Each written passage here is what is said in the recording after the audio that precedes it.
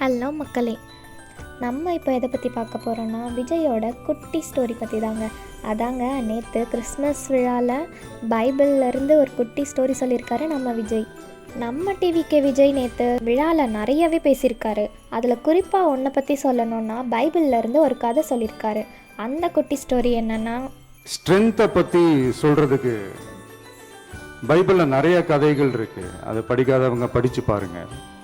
அதில் குறிப்பாக உன்னை பற்றி சொல்லணும்னா, சொந்த சகோதரர்களே பொறாமைப்பட்டு அவனை பாழும் கிணத்தில் தள்ளிவிட்டு அதுக்கப்புறம் அவர் எப்படி மீண்டு வந்து அந்த நாட்டுக்கே அரசனாகி. அவர் இதில் என்ன கதை சொல்ல வர்றாருன்னா, பைபிளில் ஒரு ஸ்டோரி இருக்குது. ஜோசப்ன்றவரை அவரோட சொந்த சகோதரர்களை பொறாமையினால் பாழங்கணத்தில் தள்ளி விட்டு சாவடிக்க பார்த்துருக்காங்க. அவரோட சொந்த முயற்சினால் அவங்க தள்ளி விட்டதுக்கப்புறமும் அவராகவே மேலே வந்து ஒரு நாட்டுக்கே அரசனானார். அரசனானது மட்டும் இல்லைங்க, அவரோட சகோதரர்களை காப்பாற்றவும் செஞ்சுருக்காரு. இந்த ஸ்டோரி பற்றி தான் நம்ம டிவிக்கே விஜய் நேற்று ஸ்பீச்சில் சொல்லியிருக்காரு. அது மட்டும் இல்லைங்க, இது மாதிரி நிறைய ஸ்டோரி இருக்குது, இன்னும் நிறைய ஸ்டோரியை நீங்களும் பார்த்து படிங்க அப்படின்னு சொல்லியிருக்காருங்க. உங்களுக்கு விஜயோட ஸ்பீச் பிடிச்சிருந்ததா பிடிக்கலையா என்னன்னு கமெண்ட்டில் சொல்லுங்கள்.